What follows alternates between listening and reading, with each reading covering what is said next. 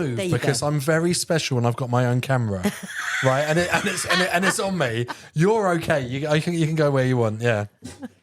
What about like that? That feels a bit better. Yeah. Is that better? Yeah. I like is your water bottle deliberately curated to match your jacket? Because I think that's It's not. Oh my it's gosh. not. But it's such a Wow. beautiful. I found it somewhere, and it's one of my favourite. Oh, did you? Wow. Yeah. And you're just like that resonates. It Resonant resonates, water. and you've got. Hang on, you could be a Foley artist with this. Is that what Delia Derbyshire did as well? Like you find all sorts of mad things to make sounds. with, Yeah. basically, For film, for anything, like I'd love it. I would love it. Yeah, my friend Darren used to do it professionally, and he said like they had a car door, and it was so useful. Just a car door, and you just hit it with different things, and especially for like medieval stuff, like if you want a suit of armour and a fight. We said the car door was one of the most useful props you could get. It's weird, isn't it? It's some fancy. I mean, I always zone in on that sound on a train. You know that bit in the middle, where it's all kind of like big plastic kind of things that twist and move and stuff. Yeah. I really zone into all those kind of sounds. What do you think that would be a good sound follow? Because obviously you can never use the sound of the real thing in Foley. It's got to be like some random thing. Like, is that the sound of welly boots, like walking in snow or something? Could be. Yeah. It could be. Or kind of bird-like, quite bird-like. So, A robot bird? a robot bird, maybe. I like it. Yeah. I like it. I think we're going to have to just make a film just so we can use this sound. Yes, definitely. And it's about a robot bird. Yeah. A robot bird called Robert. Oh, yeah. Robert the robot bird. Yeah, and Robert the Robot Robin. I love it. Oh, that's him. And what, in his oiling, does he? He's on red. He's That's the squeaking. thing. That's why his tummy's gone red, because his oil level's so low. He wants a green tummy. Anyway, look, that's enough of that because I can't cut out.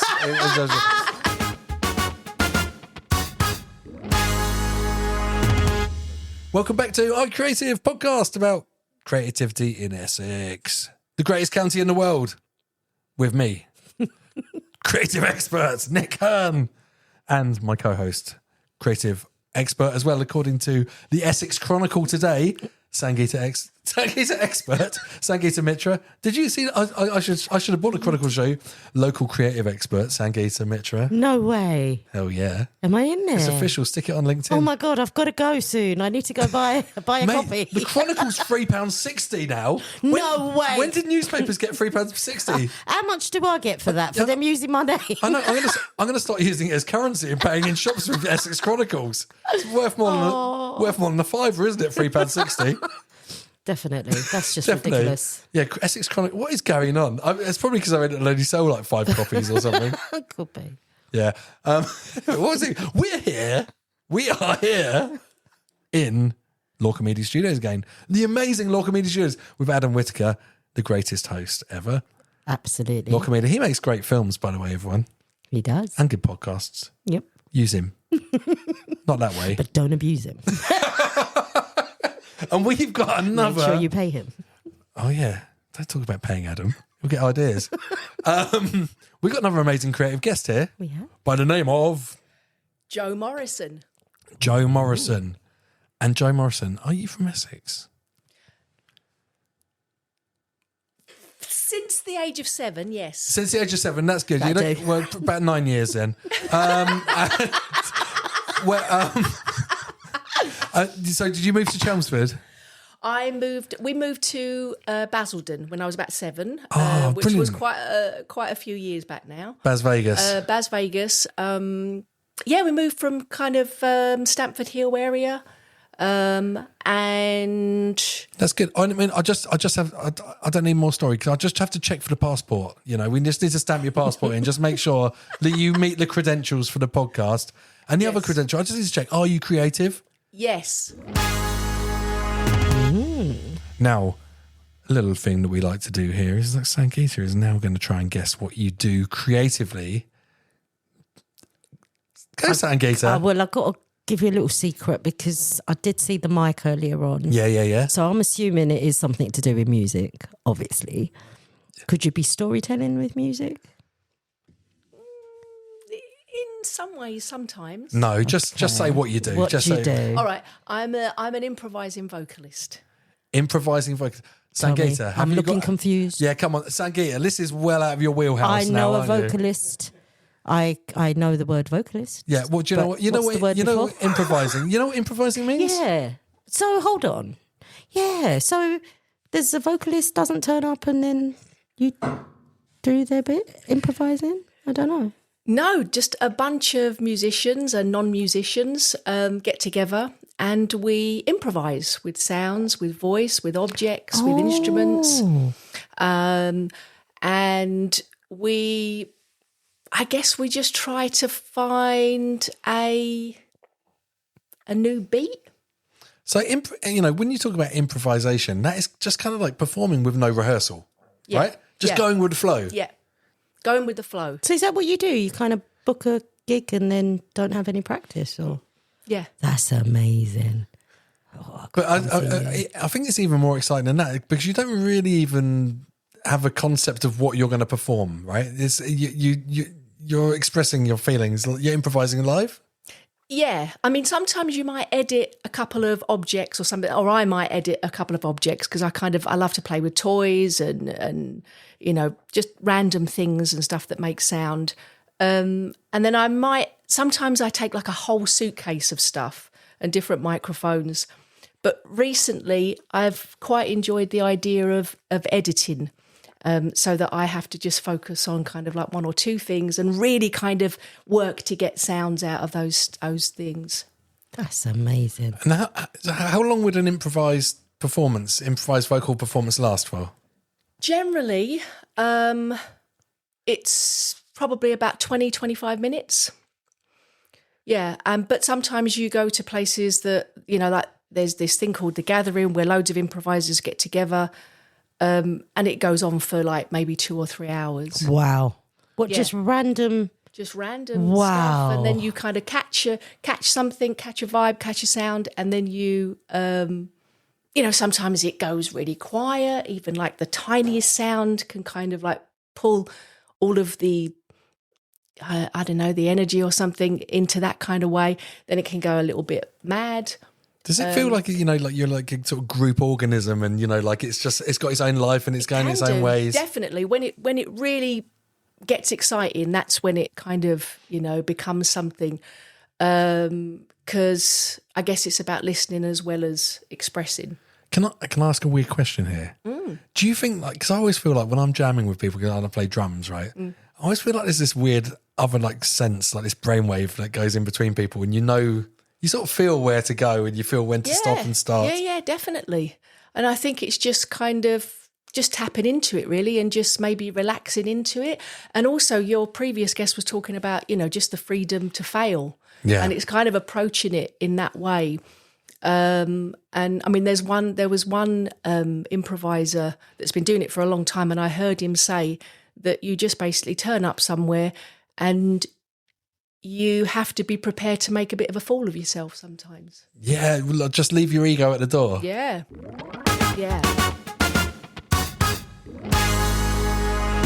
So Sangita, imagine this. I know we're going to book you in for a gig, right? Imagine if you literally just turned up and you didn't have a clue what you were going to do, got on the stage, grabbed the mic and just started making noises. Or singing. People do that. I'm just in shock. So that's an actual role. It's an actual job. It's an actual role. I mean, I was surprised about it as well because I came across it. I think it was about 6-7 years ago. I went to this sound art course, and that's when this teacher showed us a clip of some vocalizing, some improvising vocalists, and I'd never seen anything like it because they're usually kind of sounds that you don't normally make in public. Okay.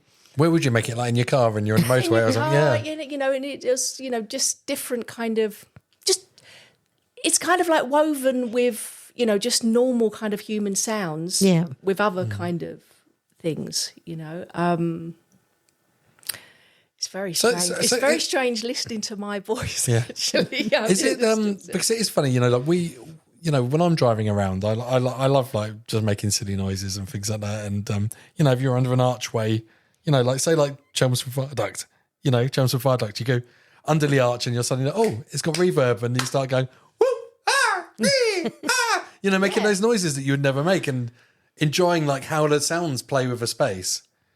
And you just start experimenting with your voice, don't you? Have you ever done that? I haven't, but I'm going to try it. And if I get arrested... Yeah. Have you ever been to, a quarry or a cliff or something where you get an echo? Yes, and you like, yes. That I have. Yeah. You're just, that I have, yeah. So that's kind of just... That feels like improvising vocals in your situation. Yeah. It's just expressing how you feel and playing with what noises you can make. Yeah. Wow. Yeah, definitely. So it can be really inclusive in that way. So... there was this particular improviser that I found out about, and he created this thing called the feral choir. He ended up sort of going to many places all over the world and stuff, and it was just to invite people that wouldn't normally see themselves as musical, wouldn't normally see themselves as having a good voice, and suddenly they're doing it. Wow. And, they're just kind That's of like... quite powerful. How would you sign up for something like this? Because I love these like accessible things that for people that aren't artists that can just get involved. It's like the people that... Yeah. The bloke that's like, I'm going to take a photo of 1,000 nude people and on the beach, and you're all just going to turn up and do the thing. It's like accessible art for people that don't have that tangible artistic skill. Exactly. Yeah, because I think... that's when you really can get into things. I think when you experience things in your own body, in your own mind and stuff, then it starts to become less intimidating, and everybody feels like they can kind of have a go, really. How did it feel, the first time you got on a stage and you picked up a mic? Because, you just said to me, it feels really funny hearing my voice in my headphone.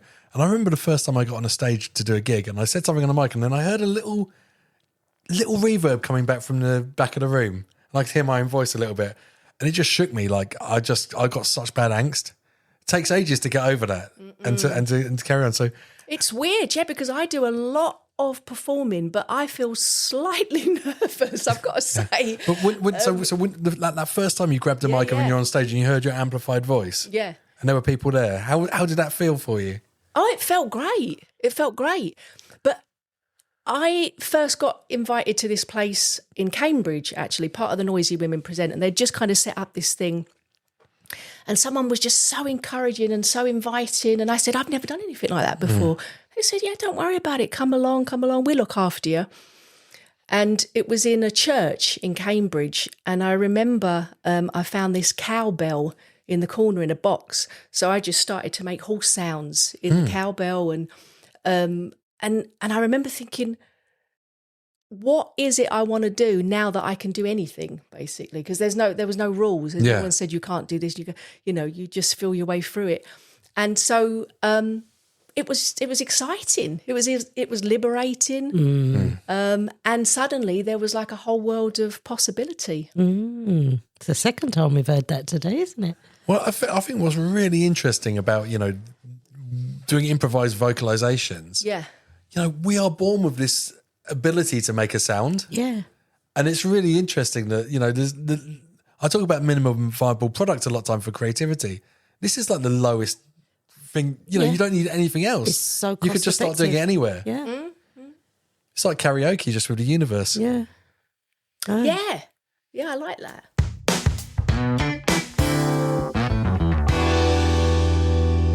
Do you sing? I sing. So I can kind of... So sometimes I weave sort of just, straight ahead vocals, and I just like a mixed bag, really. But I find the more I improvise with kind of what some people might see as unusual sounds, it kind of helps me with the other sort of stuff as well. It kind of, I don't know, it makes me see things in a fresh kind of way. Do you discover new elements to your voice or new yeah, definitely. It was mad. What's happened recently has just been crazy, because a few people think I'm an opera singer. Yeah. Oh, wow. And because I've and this is just because I've been in spaces where you can be as loud as you want, as quiet as you want, really kind of go, wherever. And I started to do these kind of really high-pitched sounds and stuff because I thought they were quite comical. Yeah. But actually, I found that I could sing in a way that I didn't realise I could sing. That's amazing. And you discovered that during an improvisation with people there? Yeah. That is just phenomenal. I'm liking this. Can you sing, Sangita? No, but I want to go to one of these and just sing. I think this is I love to sing. I think this is one of the brilliant things about it because there's no right or wrong. Exactly that. Exactly that. That's what I'm getting from this. That is why that whole world was so brilliant, or is so brilliant for me, because I was always quite fearful, I think, of what's right and what's wrong. And so then when I was in a world where that wasn't there, it just, once that was taken away, I thrived. I just thrived. Liberation. Yeah, it is liberation music, definitely. So how would, if Sangita wanted to go along and jam with the Noisy Women, for example, are there local groups for like improvisation? I don't know. This is a world I'm not aware of at all. Yeah, there's loads of things that I can, and I can send you. What, here in Chelmsford? Not in Chelmsford at the moment, but there is, there's improvised gigs that you can go and watch, for example, in Leigh-on-Sea, the Fisherman's Chapel, called Constructing Sounds. They've been going for the last couple of years now, so I've performed there a couple of times. But in terms of just doing it, I'd be happy to get together with you anytime and just kind of just play around with some sounds. And this is the thing is, you don't need a venue, you don't need any permission, don't need anything. No. You could go to the middle of the park and just start doing it. Yep. Yeah. And that's what happens, actually. There's something called No Computers that takes place once a month outside a church in Stoke Newington. And that's exactly what it is.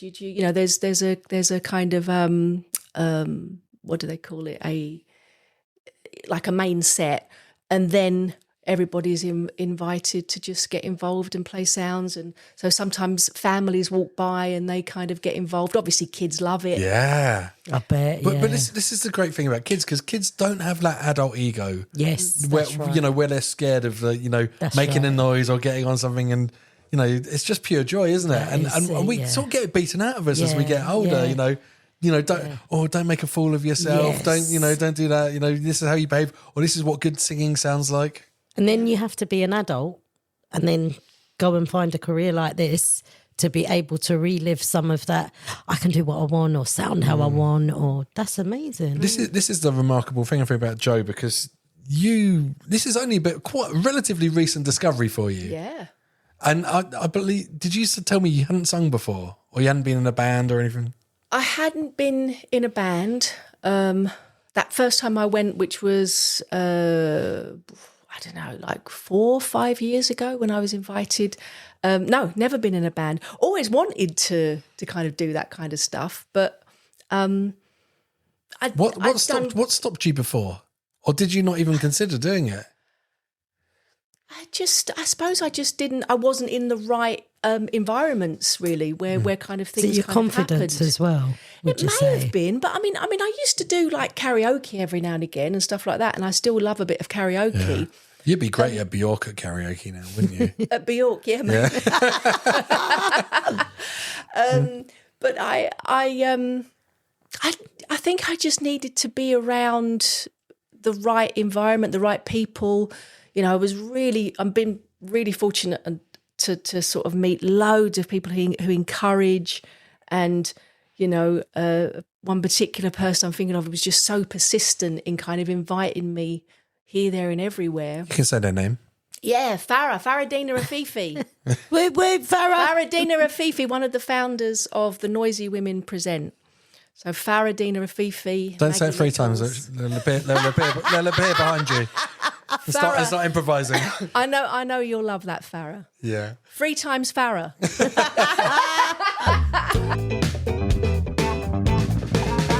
So I think when I talked to you before, I was really interested because you said that you went to Southend and you were on TOMA. Is it TOMA? Yes. So tell us about TOMA, because this is how your whole journey started, right? No, it's not how my whole journey started. It's the improvised music scene was how my how it all started. I went to a sound art course about just when COVID, sort of just before COVID struck, and there I was introduced to elements of the improvised music scene, and then just got in touch with people. Let's just back up there. What is the sound art course? It was a short experimental sound art course where we're introduced to certain elements of that particular kind of world and certain performers and stuff, and then Graham had like a whole cupboard full of cassette players, for example. Yeah. And then we were invited to just go and find a place within the building, record something. We all come back, we listen to it. We just basically get going with things and just... so understanding how you can capture sound, how you can manipulate sound. Yes, that's it. Yeah, that's it. Yeah. And I think, when you were... Because we had that discussion, what is art, And you were saying that art's anything done with an artistic intention. It's all about intention, definitely. Because, some people say that about sort of a lot of abstract stuff, like, oh, I can do that. And you say, yeah, that's what's so wonderful about it. But can you do it with intention? Yeah. Because that's what changes it. Yeah. And a sound becomes sound art when you've just had the intention of capturing it for art or making it for art. Exactly. It is having the confidence really to not, it's not good to sort of take yourself too seriously, but you can take, whatever it is you're trying to do, kind of not quite seriously, but, to just give it the right attention. Mm-hmm. I suppose, and that's it, just elevating it and declaring, this here is a piece of art because I'm doing it with the intention of it being an artistic performance. Yeah, there's no, I think for many years in my life, I was probably just waiting around for someone to say, oh yeah, you're allowed to do that now. Yeah. Got it.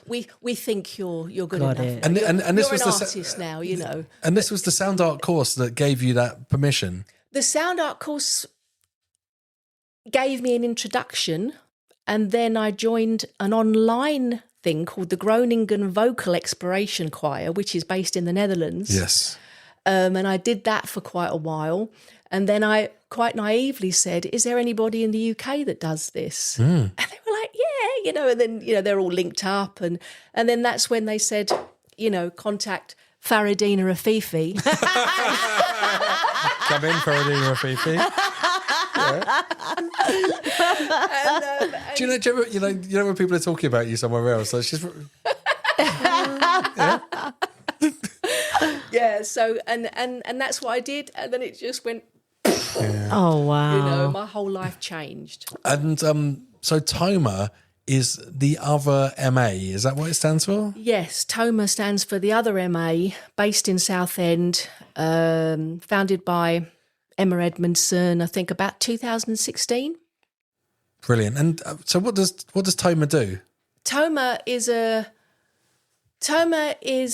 art school, an alternative art school, and it's run exactly the same way, well, if not better, than most kind of institutional masters courses, art courses, but it's very, very accessible. It's very fairly priced. It's very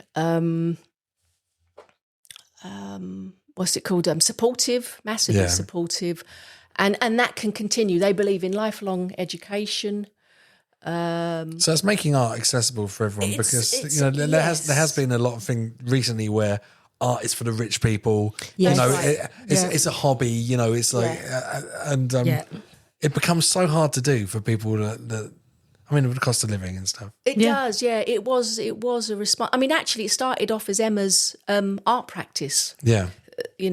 Building these kind of ideas of an education model, basically.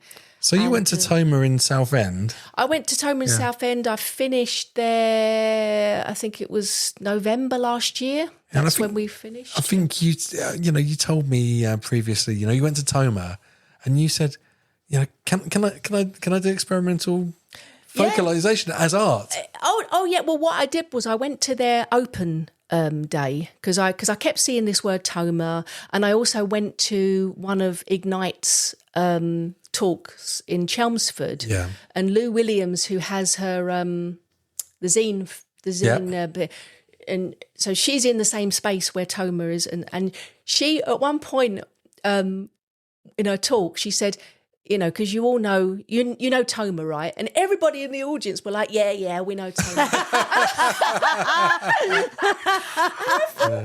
I don't know TOMA. And I don't know why I didn't say, what's that and stuff. But it's good because it kind of made me want to know what it was and why did everybody know it and I didn't.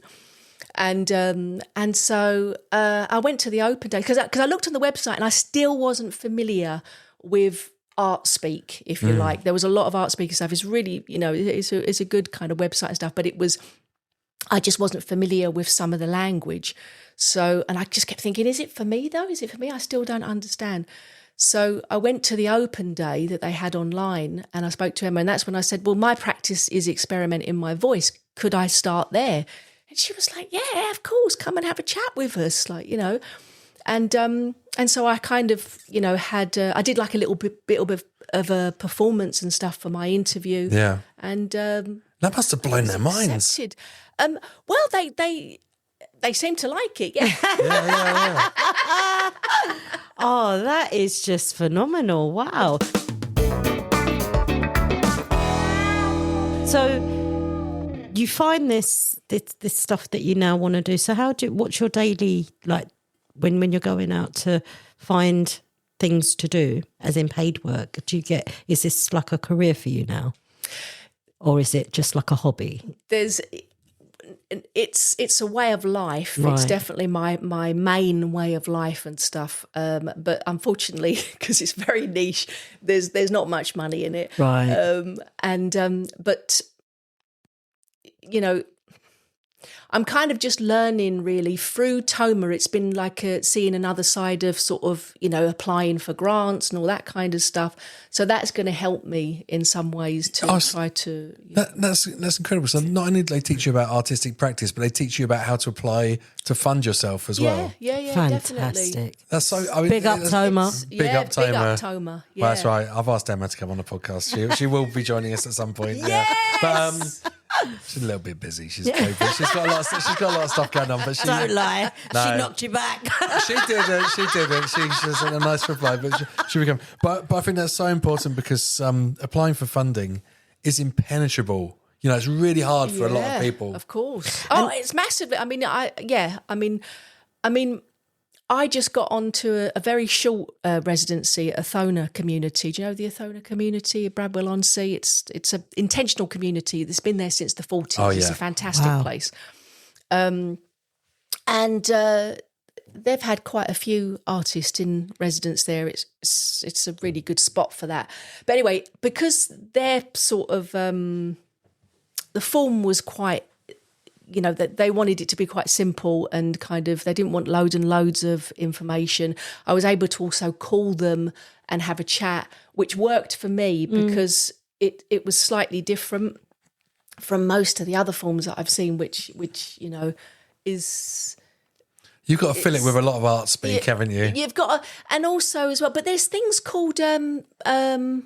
TOMA taught us about this thing called the uncultured, I think it's called, and they help people filling in those forms basically. Fantastic. So there's all these kind of things. Is that another name for ChatGPT? But a human version. Human version. Because that has made filling in forms so much better. But so that will be another. That's been really good to find out about that side of things because. Really, with the improvised kind of music scene and all that kind of thing, the DIY performance culture, all that kind of thing, is it's art music and it's all and I just need to, I guess, learn how to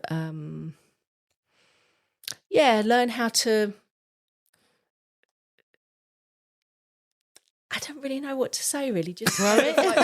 Learn how to grow it. We're both here like, learn how to... What?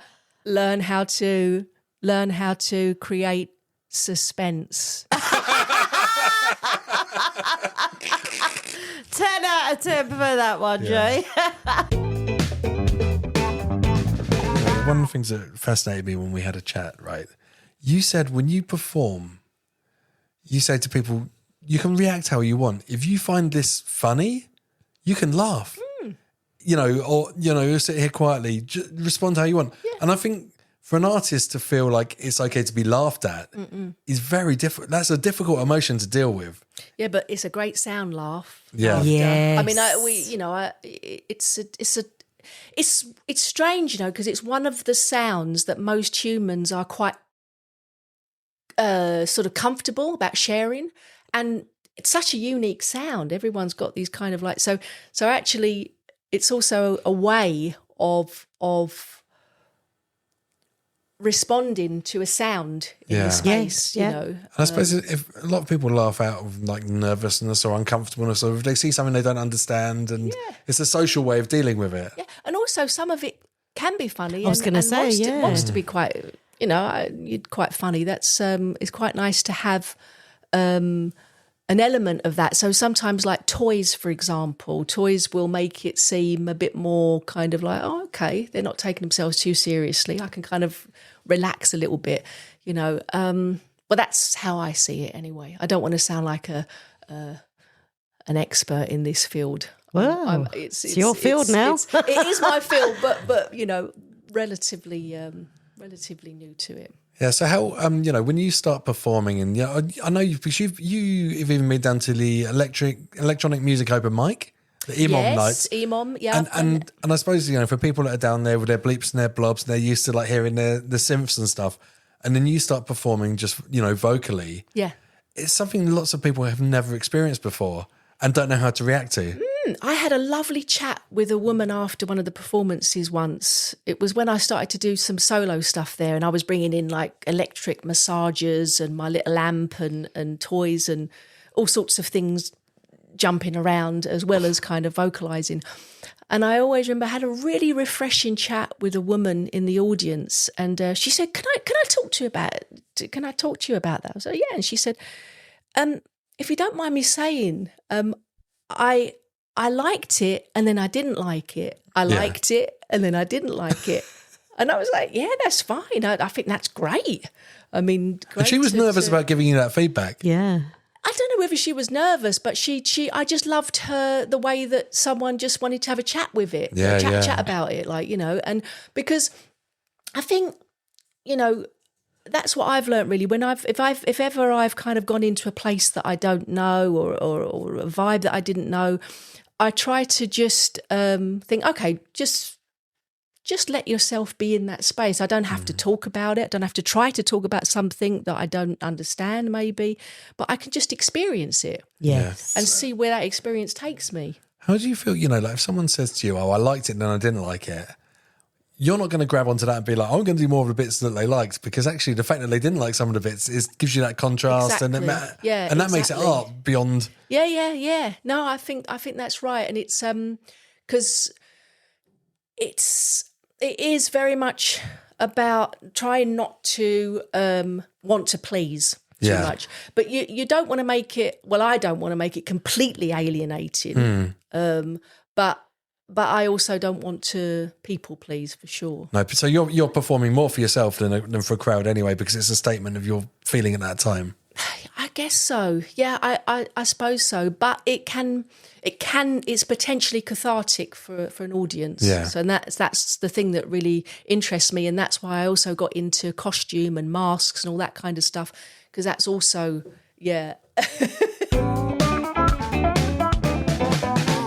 Nick's face is just lit up. Look, Sangita. You know, mask music is my favourite music. That is you. Yeah, but, it is you. Come on, you got to take this. I find out about these masks. Go on, tell us about these masks. I think I'm going to have to mention her again. I'm sorry, but Faradina Afifi. We've got to meet you. You'll love her. But she. So I'm also in this thing called the London Improvisers Orchestra. So that's exactly what it is. It's a big big kind of group of people improvising with different instruments and stuff. And it's a mixture of that free-form stuff with kind of loosely composed or conducted pieces and stuff weaved throughout it. And one of the, where was it? I can't remember whether the bee come first or the fly. But basically, I was invited to create a bee costume, a queen bee costume for something. So I just got right into it. And that's exactly what I did. I just kind of played around with this mask. And I got myself one of those hoops, and I walked past the charity shop in Gallywood at Christmas time, and somebody had put in the window like a big cracker, a big Christmas cracker made with CDs and stuff. Oh, brilliant! So was that like a volunteer had made it or something? Volunteer had made it, and so I went in there and I said, do you mind if I have that at the end? Because I was thinking these are going to make brilliant bee wings. Oh wow! Yeah, and so so that's what I did. I kind of created this stuff, and then I told the woman as well. I'm still in contact with that woman, and I showed her the pictures of her work, and which she absolutely loved. I turned them into bee wings, and they just were fantastic. Particularly in this one place I performed in Canterbury, I was moving around just because there was such nice lights. The CDs were really kind of creating this nice effect. And do you cover your face as well in that? In that, you talk about masks as well. Yes, I cover my face quite a lot. So when the sounds are coming out of your mouth and stuff, and people don't have any sort of frame of reference for like what you look like or who you are. Yeah, exactly. You're totally stripped of that identity. Yeah, and then people can kind of make up their own stories, which again is potentially really freeing for people. And this happened once. I was in the costume and the mask and stuff, and I was doing this. I was vocalizing in a way that sounds a bit like a conversation. It sounds a bit like a language, but it's no language. It's just the sound of it. And so afterwards, people sort of came up to me and they said, "What was that you were saying? Was it Japanese?" And then somebody else said, "Oh, I thought it was French." And I thought, I love that. Yeah. Because, of course, maybe that's what they needed or wanted to hear and see at that moment. Maybe you were channeling spirits anyway. You just don't know. That's right. But it worked. Come on, the spirits. Come through. And they came in through your CD wings. and you're resonating with the universe and talking some forgotten languages. But no, so I love that, and then that led to creating this fly mask, this fly costume for the London Improvisers Orchestra to accompany a poet, and then it just went on from there really, and I just really got interested in that. But sometimes I like to go also without any of that, just to kind of experience what that feels and how that changes for me and maybe for an audience. Just to getting raw feedback and stuff. Oh, yeah. Because I feel like, because I perform in a mask as well, and I feel like it strips you of your ego, of needing anyone to find you attractive or like you or anything like that because it's a character. Exactly. It's so freeing on stage. But sometimes, I think if I was just me on stage, I would be terrified because I'm used to that safety net of a character. But, you mean if you took off the mask and you was on stage? That would just Nick, be because different. if they don't like the stuff, they don't like Nick. Yeah, and got it's not you. that they don't like the character. Yeah, got you. There's that, but also as well, it comes with a lot of language. When I haven't got nothing on, I feel that everything kind of comes with so much language, and I have to think about sort of, I don't know, I might overthink, what my face is doing, if you like, and what language it's giving out. Yeah. So the mask kind of helps me to just not have to worry about that. Yeah. That's a lot of pressure off, actually, when you have got a costume on. Definitely. I recommend it to lots of people, actually, and especially if you're kind of quite nervous about being on a stage and you just want to kind of relax into it, just. So we're going to see you on The Masked Singer? Is like some crazy fly going to come on and start improvising in between Dermot O'Leary and Cat Dealey or something? Possibly. Oh, I love Possibly. it. Yeah. Can you imagine just blow everyone's mind completely? We have no frame of reference for this. It's so interesting that you say about the frame of reference, because I think that's what's really interesting about improvised music, and I guess masks and costume, all that kind of stuff. If you have no frame of reference, that's when new things can be born, basically, Yes. in anybody's mind watching it or being part of it. It completely can get rid of all sorts of structures that we've been, that we've been around for many years.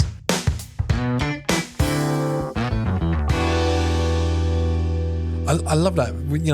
Especially for improvising, you're just totally inventing something new constantly. Yeah. Something that maybe no one's ever done before. Yeah, and you can't kind of, it's I guess it's kind of trying not to feel that you've got to capture something all the time so that you have to do it again. And even though that can become tempting, especially if you feel that something, you go, wow, I like the sound of that. Yeah. But it's quite nice to just kind of just let it go. I mean, obviously it's nice to have recordings. There's loads of recordings of improvised music.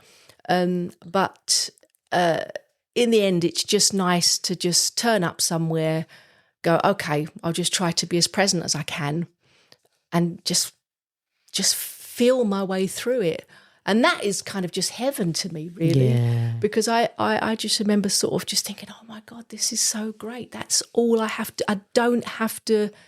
And also, I think, when I was younger, I think I probably compromised a bit too much. And I think and when you do that, sometimes it's very difficult to know exactly, who you are and what you want to do. And with the improvised performances, I can be sure that was my thought, that was my feeling, that was my choice. I was reading something earlier on about getting older and how much less you give. When it's true. When you get older, especially like after 40, apparently, and how freeing it is.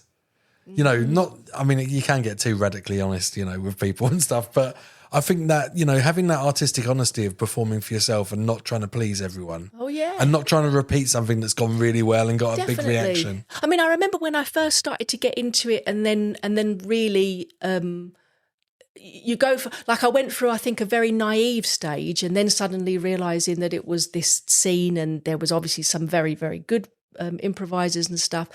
And I didn't want all of that to get in the way of still doing it. Yeah. And I remember thinking to myself, well, you just have to be kind of, and I chatted to someone, I said, if you put yourself on a stage, people will think things, but it's not going to kill you, And actually, if you're doing something that is expected to get different kind of responses, good and bad, then also that's a really good way of just doing what you want to do. Yeah. Because it's expected.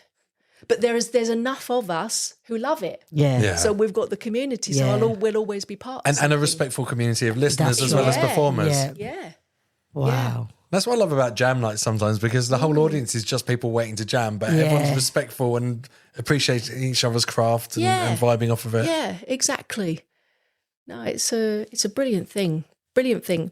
But, I brought in something to show you because I listened to the podcast that you did with Fraser Merrick, which was great. Photon Smasher. Photon Smasher, yes. Photon Smasher. So he put on a workshop at Constable Ambisonic. Have you heard of Constable Ambisonic? No. So that's another Essex-based sound artist, Stu Bowditch. It's his project. Anyway, so Fraser did a workshop there, and he introduced me to these, or introduced us to these electromagnetic Okay. something or other. I never know the name of it. Hey, listeners, I've just got to tell you, like, Joe has just got Joe, because you're probably not watching this on video. Joe has got a little box set. It looks like a sort of like 1980s Walkman or something. I was going to say the same. And in the headphone socket, it's got like this little black thing that looks like a sucker. You know, it looks like you're going to suck it onto a surface. And we're about to find out what this does. So tell us what it's called again. Electromagnetic.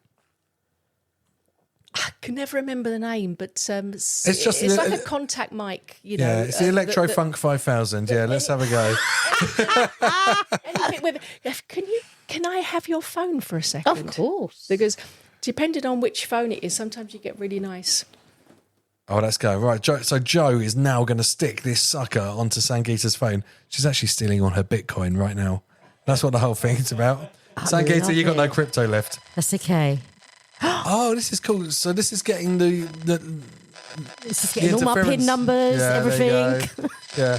Oh no, it's got all your nudes now as well. Oh, damn. Let's see what the back's like. Oh, it's a little bit. This is interesting. So you need anything that's got electricity going through it. This will. And what have you been jamming with that? Have you been doing vocal performances with that as well?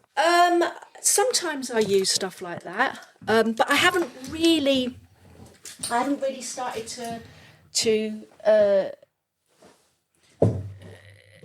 to fully explore that in terms of performance. Yeah. But I love this. You know, like that is an instrument you can't really control. You know, it's responding to what you've got around you. So any performance with it's always going to be different. It's like people talk about the theremin. You know, the theremin. Yeah. With it's like an aerial that sticks up, and one side controls the pitch, one controls the volume, and you can never perform the same performance twice on it because it's freaky. It's freaky. Yeah, I don't know how to describe it. It's freaky. It's freaky. But that's why you get the BBC Radio Sonic thing. You know, it's on the Beach Boys. God only knows, isn't it? Yes. It has a little solo on it and stuff like that. But it's something like that. Yeah. I love it. But can we try something? Yeah.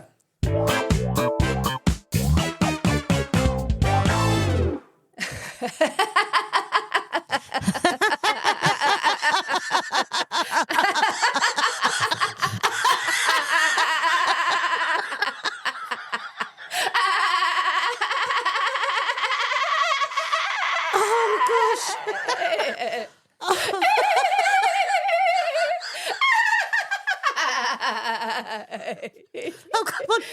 You got to break us.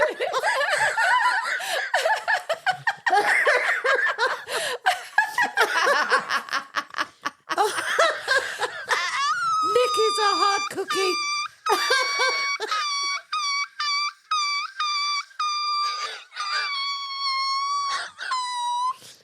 I really don't like it. brilliant. I really don't like it. It's triggering my autism. I'm so sorry. Oh, gosh, but I love It's that.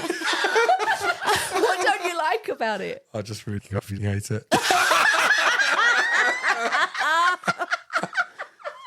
Honestly, no. Do you know what? Oh, my Do you know stomach. what? I do not like forced participation.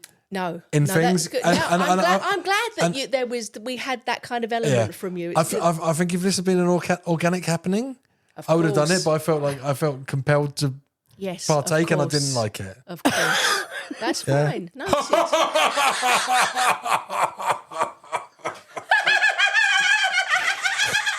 I'm out on this one. I'm all laughed out. I know it's terrifying, isn't it? But you know, like, it's one of those things. Like they say, like I've got no more laugh left. if you're feeling sad, apparently you can fake a smile anyway, yes, and it releases the hormones which will make you feel happier. Really? Yeah, even if you're feeling really sad, I'm going to test it out when I'm sad. And it's the same with laughter as well. Like I think you can fake a smile or you can fake a laugh, and it will make you feel better. It's science fact. Oh yeah, that's the thought behind yeah. laughter yoga. Yeah. That's so laughter yoga is literally that. People come together, they fake laugh for a long time, and it actually usually goes into real laughter, and it's just this massive cathartic thing. I would hate that so much. Can you lose calories with laughing? Probably. Yeah. Right, that's it. I'll be laughing. Oh my God, you get on the Sangita diet. You're laughing the whole time. Listen, tonight's been funny. Sangita, you are pretty much the easiest person I know to make laugh, I think. Mate, honestly. Yeah. No, that was funny. Wow, well done, you. Thank you. I feel good. I feel happy. Yeah, I just don't like... Nick doesn't feel happy, but I feel happy. I don't like compulsory fun. I know, that's just me trying to kind of get I don't know control, dancing. probably, When someone's like, "Hey, come on, have a dance," I and know. stuff, I'm like, I dance when I want to dance. I don't feel like dancing. I'll bet you any money, Anyway, though. sorry, look, you've made me angry. Good. That's an emotion. Good. Yeah. Yeah, bring it on. She succeeded. Yeah. Oh my God. Improvised emotion. Hey, Sangita, it's a journey. Look at you, you're crying. I'm telling you. You're crying. I'm so glad I came with tissues Oh today. my God. Lots of them. I really love, when you hear a vocal performance you haven't heard before, like throat singing or something like that. And I suppose, are you constantly like studying, like finding different like vocalizations and different ways of making noises that people make around the world? Yeah, just in a kind of like, just a sort of relaxed kind of way. And I just naturally see things come up, or someone will say something, or, and it is amazing.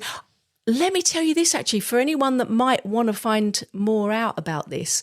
In the 90s, someone called Derek Bailey made a programme for Channel 4 called Improvisation, Music on the Edge, or something like that, where he did just that. He went all over the world because, obviously improvisation goes right back and it goes on within sacred music, within all sorts of, obviously, free jazz and all that kind of stuff. And there's some brilliant footage of all sorts of worldwide sounds and sights, and I really recommend it.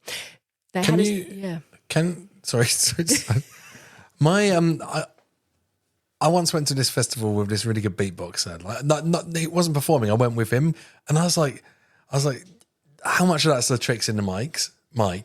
And he did like a didgeridoo and a drum beat and vocal and singing at the same time with no mic or anything, just in front of me. And I was like, how the hell can you do that? And it's just like, it's making different bits of different sounds with different bits of your mouth and your throat and stuff like that.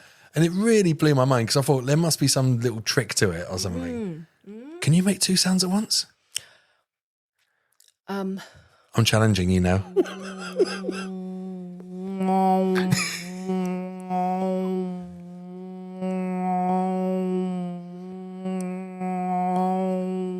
That is brilliant. I love that one. Something like that. That was really good. That is with a little brilliant. click on it as well. Yeah. That was really cool. That was good. It was very resonant as well.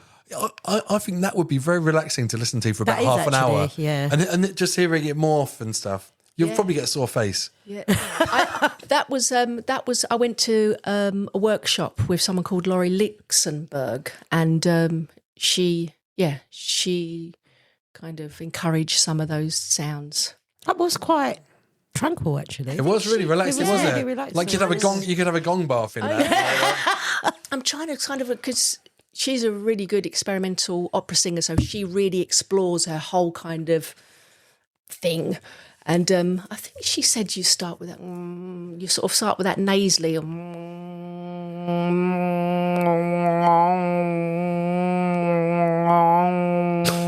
brilliant.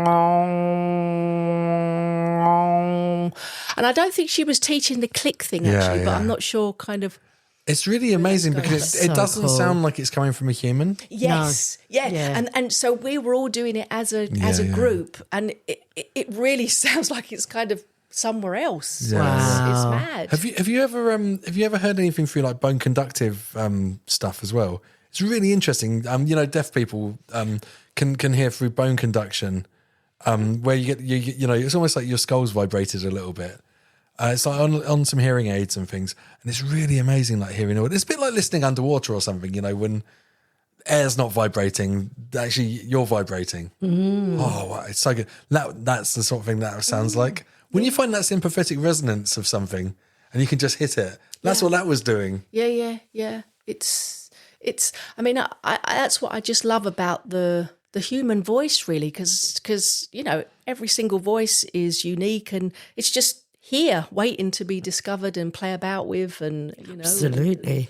Do you know what? I terminally cannot sing. It's really, really difficult. Like, some people say, oh, anyone can sing. It's just training. Oh, I Nick, literally cannot sing. You can sing. Come on, honey. No. Sing for us. Sing, little birdie. Sing, little birdie. Sing and laugh with us. We're gonna create something that's not, forced, and we want you to do it.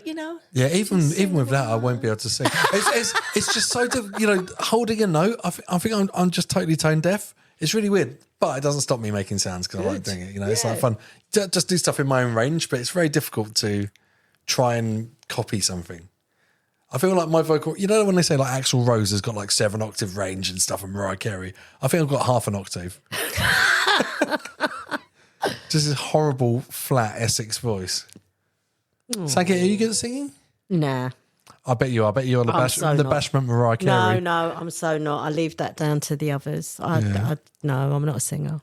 I would like to go and improvise though, because I love like making noises, and it feels like a bit like autistic stimming for me, like making noises as well, and doing like funny little things with your mouth. And well, I'd be completely up for sort of creating an event and just anyone come along, who wants to, and just muck about with some sounds. Because drum circles and stuff where people were meeting up were pretty big for. I don't know if people do that anymore. They were big actually, for a while. they do in the Quaker Centre in Chelmsford I can't remember which day. I think you should find somewhere with really good resonance, like under an arch somewhere, and have a little gathering, have a vocal circle. Yeah, tunnels. Yeah, a tunnel circle. Yeah, definitely. I shall look out for a good spot in Chelmsford. We've got so many underpasses. Yeah, That's true. It'll be good. We found some good places. Yeah. Oh yeah, Didn't we? on my magical mystery tour. Mm-hmm. Yeah, in Chelmsford. Yeah. Oh, I love the resonance. I'm always clapping, especially when you're cycling your bike and you can just do a little bing on the bell or a little whoop. Yeah, definitely. I mean, I love vocalising in churches and I mean, I was then when I was on TOMA, we were lucky to go to this place in Portugal. Studio 459. I think I've got the name right. So the phone number. We were there for 5 nights, and then one day the people who run that brilliant residency took us to this massive monastery in TOMA, and they showed us to this area with like brilliant resonance and showed me up the stairs, and they said, kind of vocalise here, and that's what I did in this ancient pulpit. Wow! Did you capture it? Yes, and also we had a bit of a collective TOMA vocal thing in there, and it sounded amazing in there. When this is why people love singing in the shower, right? Yeah, because you get like just a little bit of reverb, makes your voice sound better. Yeah, it must be incredible. Incredible being in those spaces. It's why when you're in a cathedral or something and you've got to be quiet and like, shh, you're like, no, everything sounds so good. I want to just scream and shout. Definitely. I mean, that's a good place to do it. I mean, most of the time... Portugal. Okay, what, Portugal's a good place? Come. Hello, Studio 459. Oh, I love it.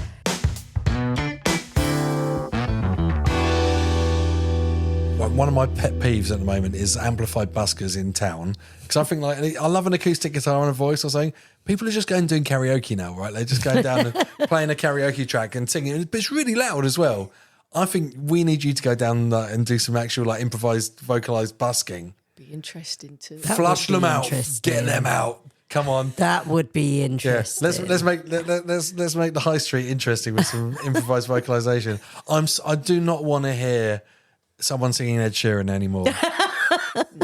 No, we just want a bit of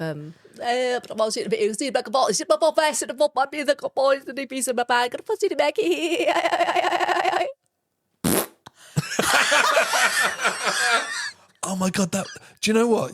If you'd started doing this in the 90s, you could have made that a ringtone and you'd be a millionaire. God. In fact, I'm gonna make a time machine. I'm gonna make a time machine go back because that was better than Crazy Frog. Oh, that's what it is. I was trying to think of what was that noise. It was Crazy Frog. That's it. What about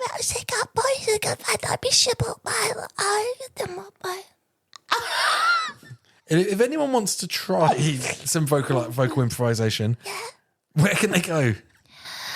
They can go to one of the best places to go and get randomly put together with a few people for like 5 to 8 minutes on a stage is a place called, is an event called Skronk that's been going for quite a while. What a name! Yes! That's brilliant. Yeah. Skronk, skronk, skronk, skronk, skronk, skronk, skronk.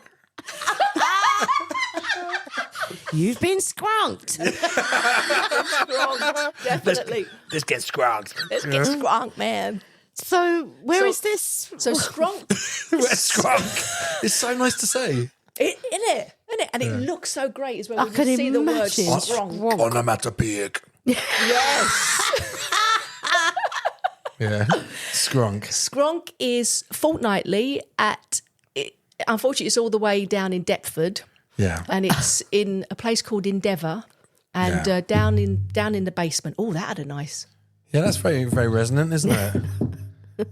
It really sounds like you're going into the basement. Actually, someone wants to be let out of the basement. It sounds like a basement for real. And that is brilliant. It's very, very friendly, very encouraging. You can literally try anything you want to. Anything goes there, you know. And so I really recommend that.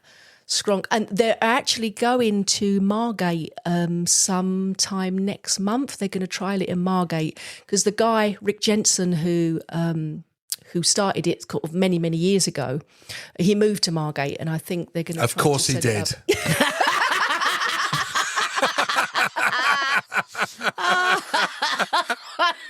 What do you mean?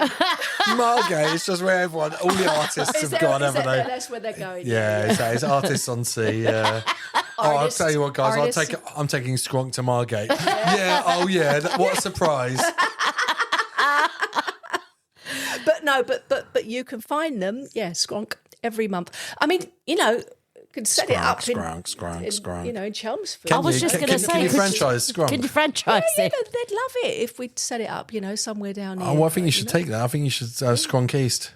Yeah. All right, Skronk sounds good. Yeah. All right, I'll chat with Nathan. He's the one that hosts.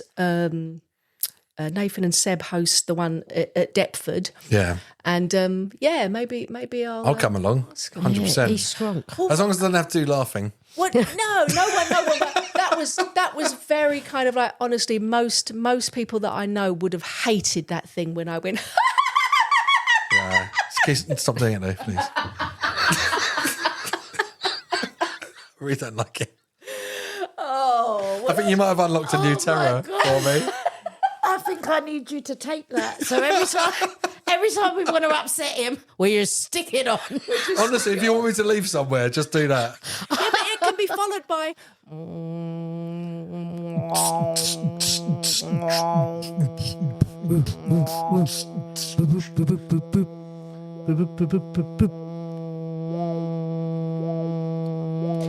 I've stopped now. Don't outstay your welcome, Joe.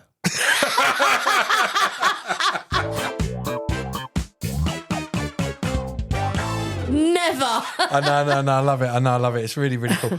God, what was I going to say? Yeah, Skronky, we're getting Skronky with it. That's a good one. Get Skronky with it. I love it. Yeah. So we're gonna so look, listeners, we have now developed. We are gonna have Skronk East in Chelmsford. Oh, this is what I was gonna say. Caesar Omegas or whatever it was. What was Chelmsford called in Roman times? Caesar Omegas or something like that. Look it up. It's a really nice word to say, and I can't say it. No, I like the sound of it. But I think you could do a whole performance of just one word. Oh yeah, definitely. Yeah. Until it loses all meaning. I mean, Yes.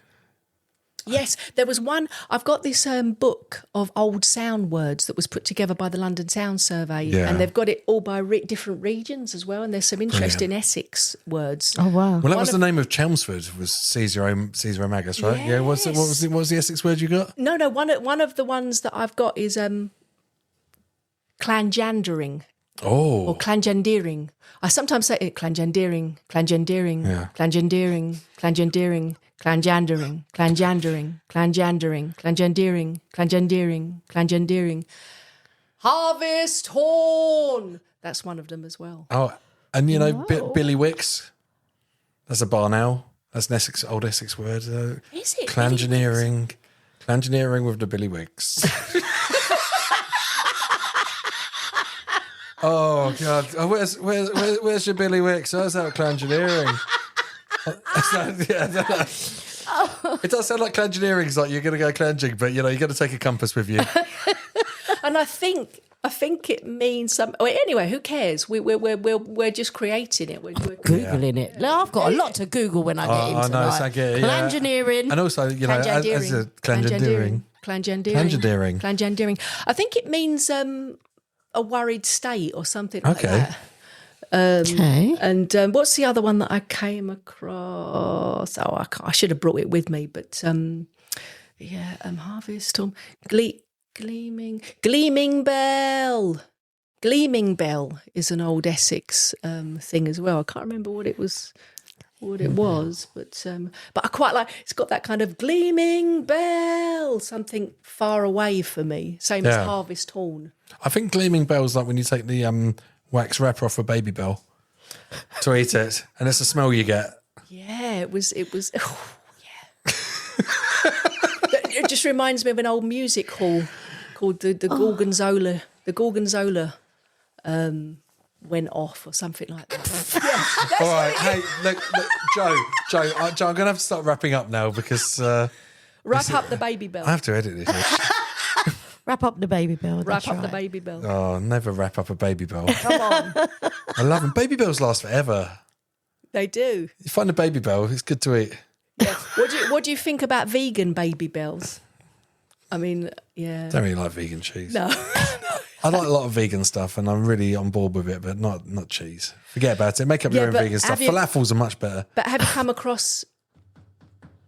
I'll show you the one I've got. Via Life, Epic Mature is the best vegan cheese I've ever come across at the moment. It's probably more now, but yeah. But anyway, not that I'm vegan. Actually, I'm now pescatarian. Mm-hmm. But I'm going to wrap up. Wrap up. We can talk about this when the mics are off. Go for it. That's the one. Sangita actually means music. It does. Sangita. So good. There was a whole song on the radio the other day. Who sings it? Sangit. It's such an amazing song. It's like literally, I heard it and I was like, "That's Sangita's theme tune." Honestly, it's such a great song. It's like a Bhangra song, right? It is a Bhangra song. How's it go? Up in us. See, look, we need the Bhangra lady. I almost tricked here. you in. That's not me, but it's Apna Sangeet. I can't sing it. Sorry, Preet, if you're listening. I don't do Asian music, so okay. But I do know the song. Such a banger. Such a banger. I can do the dance. Shall I try wrapping up again? And the light bulb. I can do that. Yeah, light bulb. Yeah, improvise. Improvisation. It scares me, improvisation. I feel like I'm just going to fall into rote, something that I just do normally. I don't know. Oh, God, what? Sangita, can you wrap up? Yeah. So we'd just like to say thank you to our guest for coming in and giving us all this knowledge. The wonderful Joe. The wonderful Joe, definitely. No, don't laugh again. Stop it, Nick. Special thanks to our ads over there. Whoop, whoop. Thank you, Adam. Lorca Media in the house. Lorca Media Studios. Are you creative in the Lorca Media house? See, he really wants to wrap up. He won't let me do it. I'm just freestyling over the top. I'm improvising. And then to our wonderful host, Nick. That's me. That's you. Big up and then big up to the other wonderful host, which is me. Sangita Mittra. Whoop, whoop. So please follow us on r.u.creative.podcast. Yes. Perfect. There you go. That's really hard to do that one. See you soon. Yeah. Thank you very much for having me. Oh, yeah. Thanks so much, Joe. And let's improvise our way out. Go.